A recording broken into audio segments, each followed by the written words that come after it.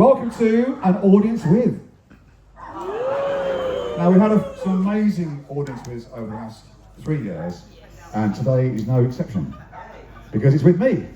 And my friends. And my friends just happen to be Mr. David Borden, and most importantly, the legend that is Mr. Mark Radcliffe.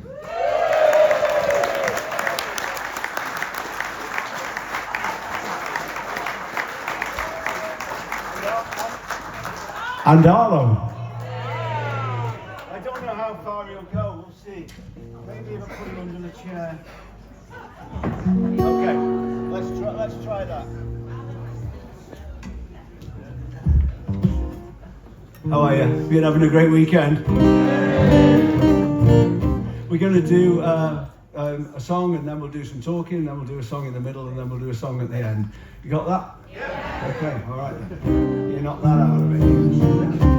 Okay, this song is got a snappy title. It's called Room Services Suspended at the Not So Grand Hotel. It's on our album, which is called Hearsay and Heresy.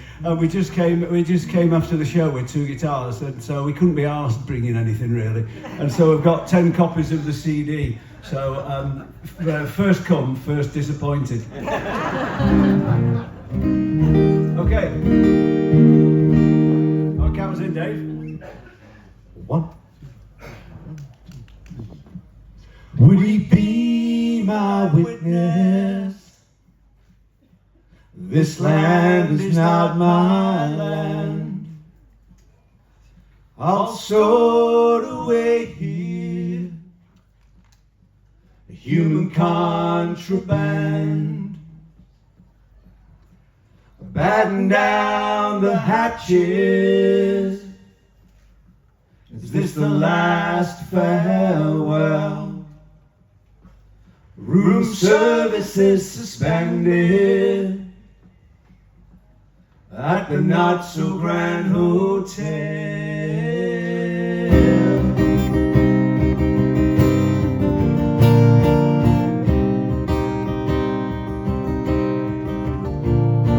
The sailor went to sea, he did. The sailor went to sea. The angry sky, the life of high across the harbor bar. Send me down the Sendex side, launch me on the highest tide. Over the horizon to where the wild things are. A sailor came ashore, he did, a sailor came ashore. Terrified the other side should come a sweet relief. No new dawn, a perfect storm is ready to take hold. No kindred spirits here amongst the beggar man and the thief. Would he be my witness? This land is not my land. All stored away here human contraband. Batten down the hatches. Is this the last farewell? Room service is suspended at the Not So Grand Hotel.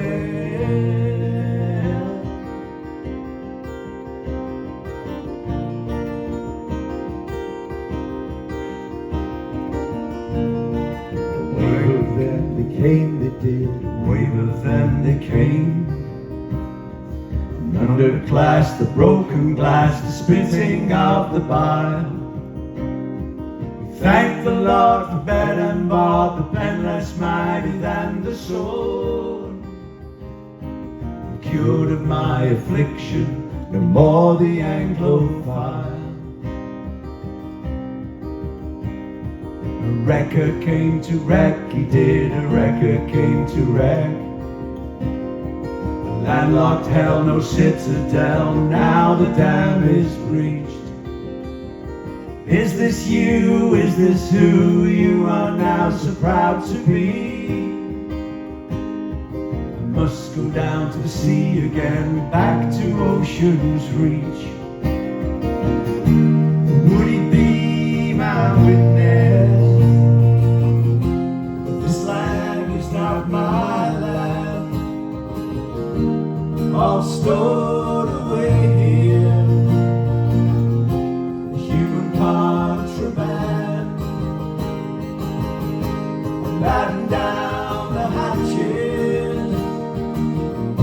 Is this the last farewell? The room service is suspended at the not so grand hotel.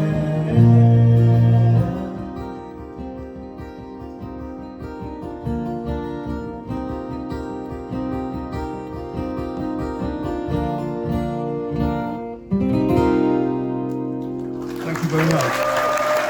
David Bowman.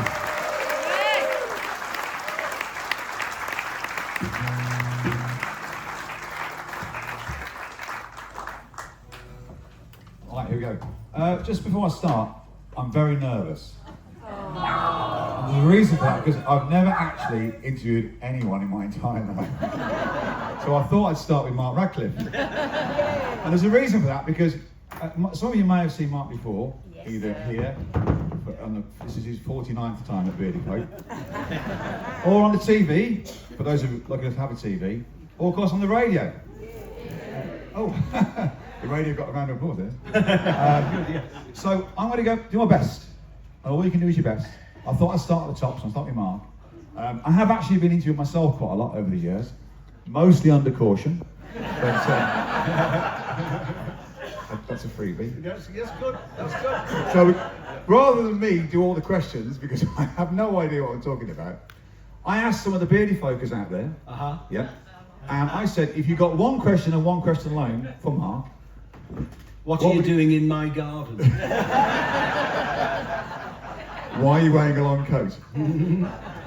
These are them. We've chosen the highlights. Okay. So don't blame me. All right. Blame them. Okay. All right. Yeah. Also, we did a bit of AI. You know AI? Yeah. Anyone like AI? Artificial insemination. Yeah. Sure. So we put Mark Radcliffe into AI. Oh, hello. And this is what came up, right?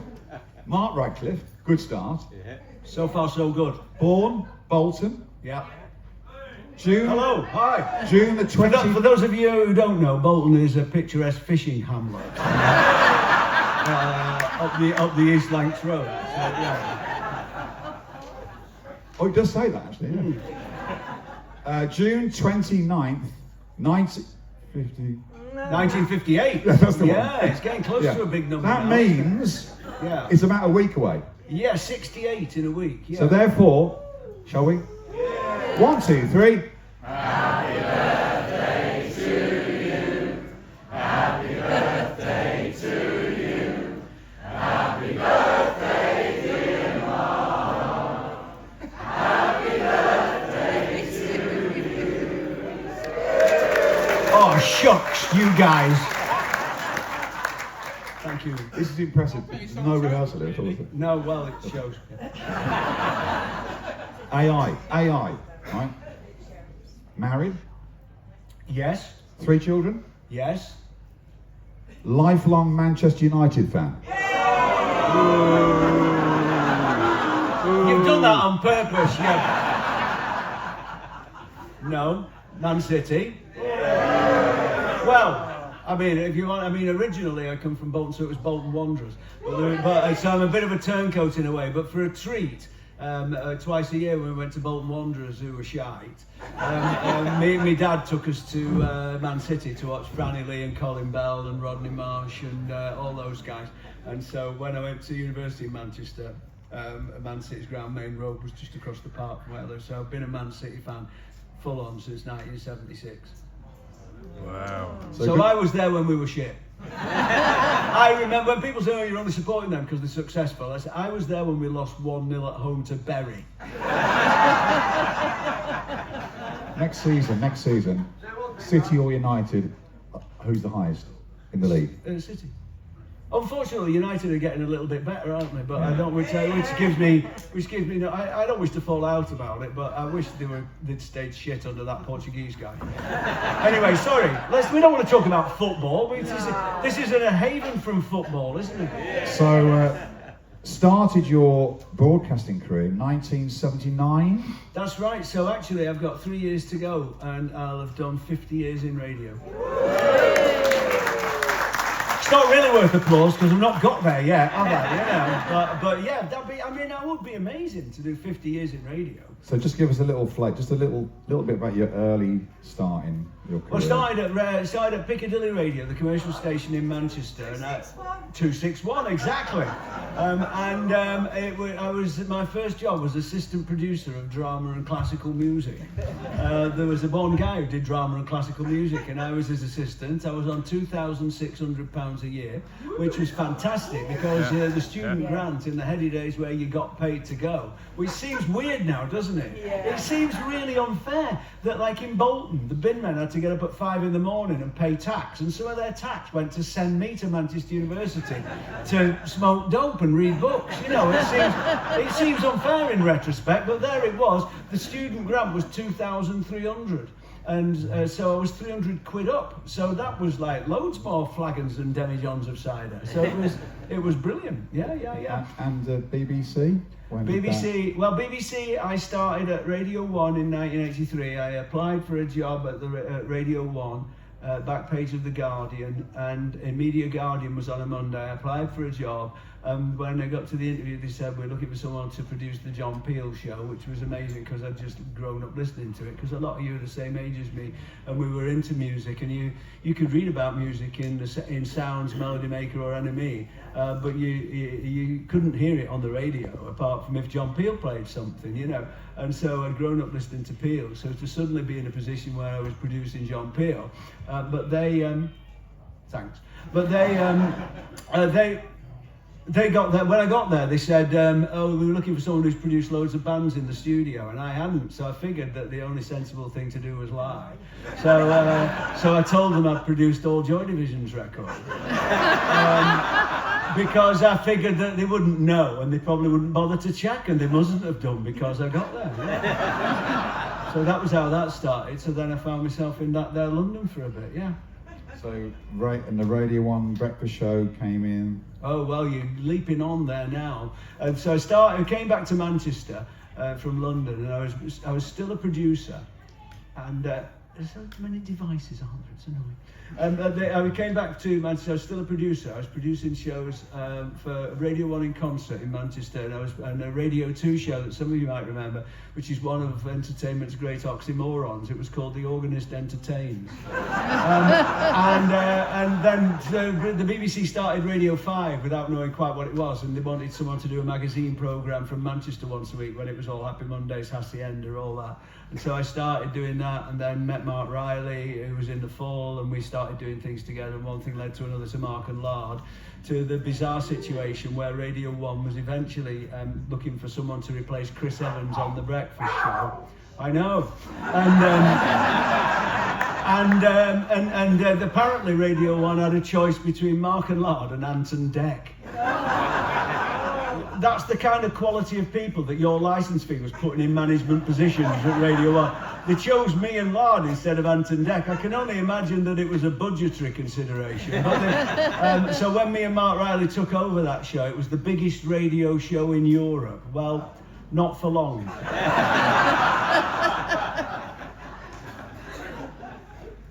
So look, we're going to throw out a few questions for you that came from this lot over here. I'm new to all this malarkey, so therefore... Can we get another one of these? What, me personally? No. You're in charge, there must be some plot, yeah. Have you got anyone who wants to go and get... Yes. What is it, Mark? I don't know. It's a Citra Mosaic. Okay, thank you very much. Just so you know, Citra Mosaic is available at the bar. Yeah, thank you. And also a small hamper of luxury snacks. Yes. And as Alan Partridge would say, a nice crescent of crisps.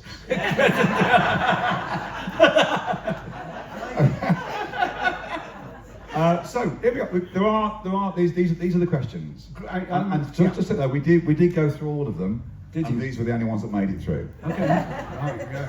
Number one. Some of these are quite good actually. So if you were organising your own festival, as in just a bit like this one here now, Yeah. who would be your 3 headliners that are currently working on the circuit today? Oh wow, okay. Well, that's quite difficult, isn't it, really? Because, I don't know. I tell you who I think are, the most fun I've had watching a band at a festival recently was Gogol Bordello, who are just an extraordinary force of nature. So I really love them. I might put Foo Fighters on just so I could throw something at them. They bewilder me, really. It seems like a nice bloke, Dave Grohl, doesn't it? But they play for 3 hours. Every song's the same. I mean, Jesus Christ. It's like he's frightening, isn't it? 2 nights at Anfield. What's wrong with people? Anyway, no, I won't have them on. Who else will I have on? I don't know, really. I mean, I've got... It's 3. 3. So who's on Friday? Who's on Friday? Well, I'm going to have Gogol Bordello for the opening night party. Saturday. And then Saturday, I think I will have... do you know who I'd have? Because this is his last year of touring, I think, and I absolutely respect him and love him and think he's a total gentleman, is Ralph McTell. I mean... We know Ralph a bit, and me and David have been doing our next album, and the first song we wrote for it was very much inspired by a beautiful Ralph McTell song called Barges, which was about being, and so the whole, which is about him and his brother who's passed away, and sort of that kind of nostalgia we have for childhood summers when the sun always shone and we were free, and so that's been taken on a kind of the mood of our new album. So I would have Ralph on, and just put on the Ralph front. The music is actually they're rehearsing. I think. Yeah, fair enough. I think they're sound checking. John, can we get a word for the sound checks just to knock it down, mate? It's all right. It's fine. They've got to be ready. Ralph McTell. Yeah. I have got a slight. There, because I've tried to get Ralph here. I haven't got his phone number. Yeah. This is normally how you pick up phone numbers. Yeah. Because the reason is he can't say no. Have you got his phone number? Yes. Can I have it? We'll talk later. The only thing though about Ralph is the only thing I did point out to him that The Streets of London, which is one of the great British folk songs, he's probably the only person ever to make any money out of folk music in England. And he's written the book, he says, yesterday's papers telling yesterday's news. I mean, yesterday's papers tell the day before yesterday's news.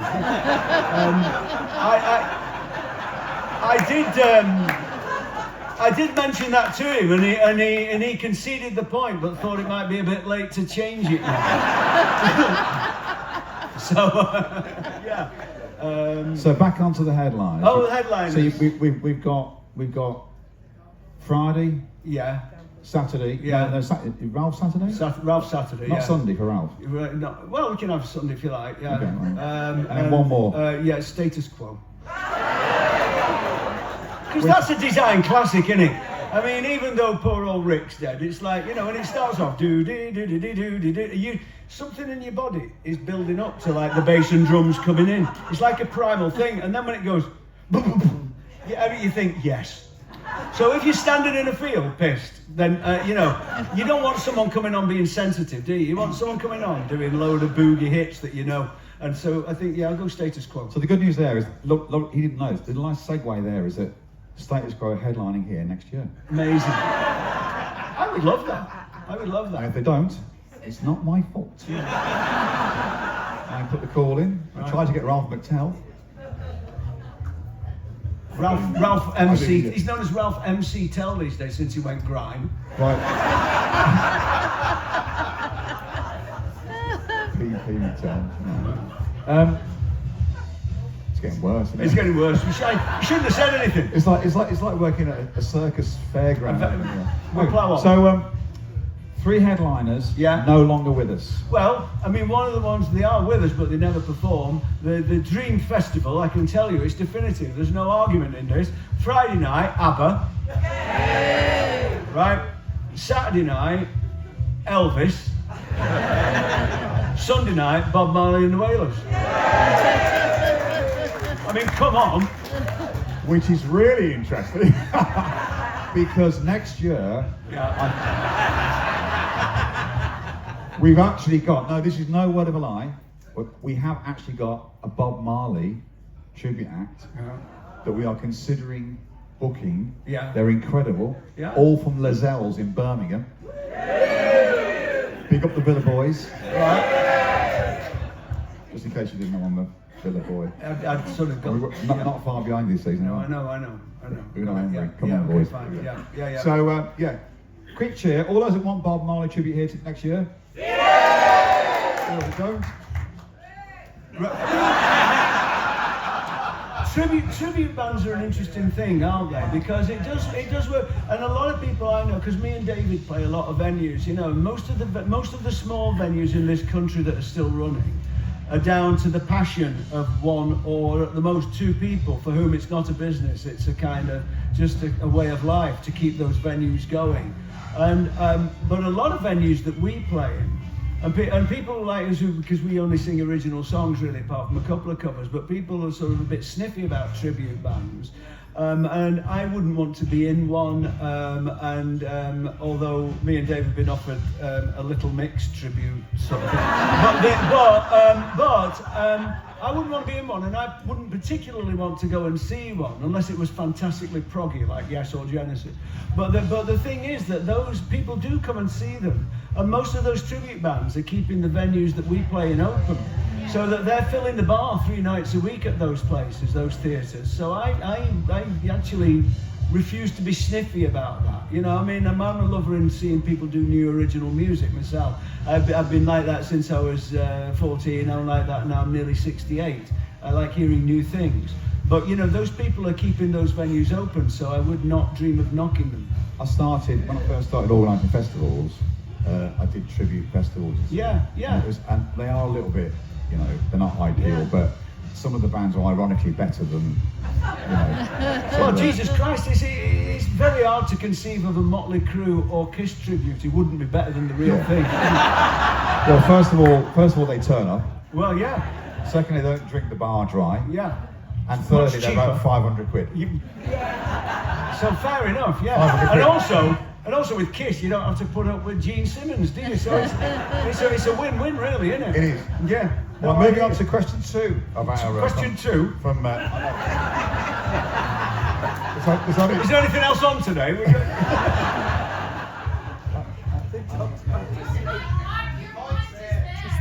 Oh, your pint's there. Like, you've been there for ages, thank you. Right. Thank you, we're not going yet, Arlo. We've got to stay a bit longer, Arlo, sorry.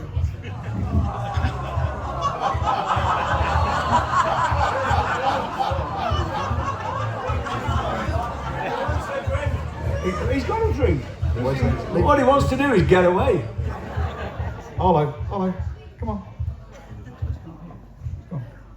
Arlo.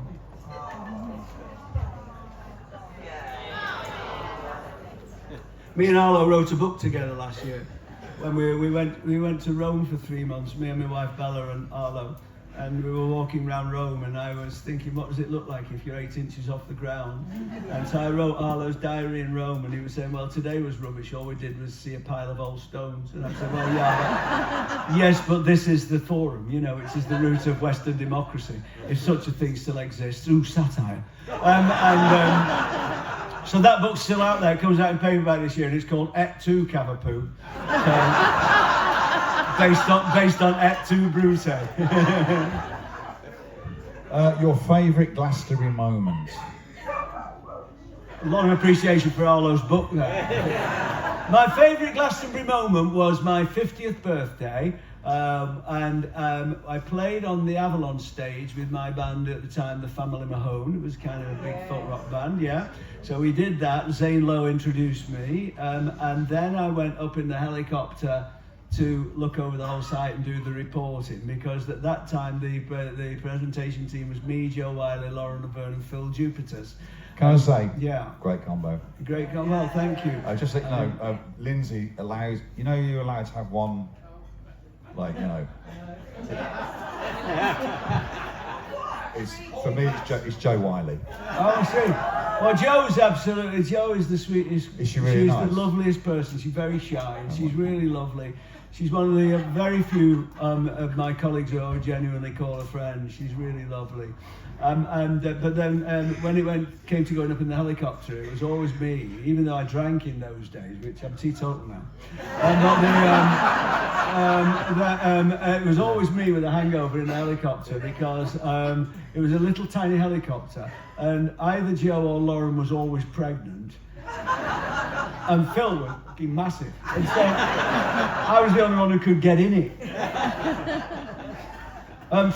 So we did my 50th birthday. We played in the afternoon, went up in the helicopter, and then in those days where you could still get on the stage if you had a pass. Now you can't. All the stages for headliners are closed.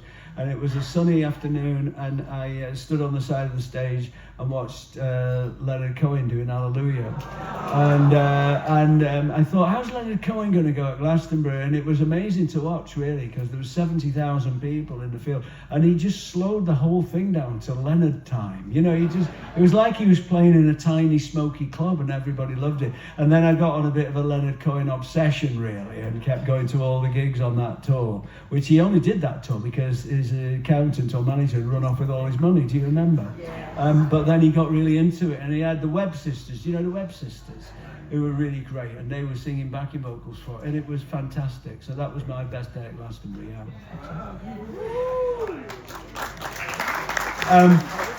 That doesn't need applause because I didn't do anything that day. But thank you. So, DJ, author, yeah, musician, and yeah, broadcaster. Yeah. Which one of those would you most likely to be remembered for? Well, you've glossed over me charitable brain surgery work. No, deep broadcasting, radio. Radio has been fantastically good to me. As I say, I'm coming up for 50 years of it, and I kind of, there's a bit of me that only really comes alive when I'm on the radio, I think, really. I always remember reading that when Des Lynam went live on the football, you know, they measured him and his heart rate dropped. He was actually more relaxed when it went live, which is counterintuitive because you would think if you're going live to millions of people. And I've felt something like that, really. And when we were at Glastonbury, we never knew what we were doing, me and Joe. We were just sat there, and there's like 10 cameras and 15 stages, and it's all. I said, right, we're coming to you in 10 seconds, right? And with the floor manager counts it. I said, yeah, to do what? You know, no one told us. And so it was just me. I think that's why me and Joe are such good friends, really, because we felt like, I think it must feel a bit like being on a spacewalk or something. It's sudden, although we weren't going to float away and die. But I mean, it was like there's suddenly it all goes quiet from 100 people working on it, and everybody's looking at you, and you think, right, it's just me and you, Joe, isn't it now? And we felt we were in a little bubble, and we got to really love that. Yeah, but I mean, I think that being on the radio has been really good to me. I still really love doing it. I did it this morning before I came here, and I still adore doing the Radio 2 Folk Show. And there's a bit of me that's only kind of really working when I'm sitting on the radio, and I feel no nerves at all. No nerve at all. In fact, just the opposite, you know. Yeah, I all the other things, it's very kind of you to mention, but I mean, I just think that, yeah, on the radio is where I'll always be known and remembered, yeah.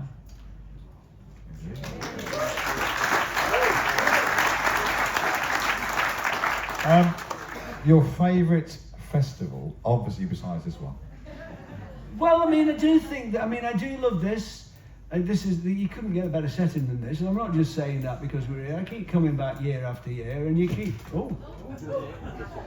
I keep coming back here year after year, and this is Arlo's first time. He's not sure. I'm really thrilled that David and I are playing at Cambridge this year. I'm really had some great times at Cambridge Folk Festival, but.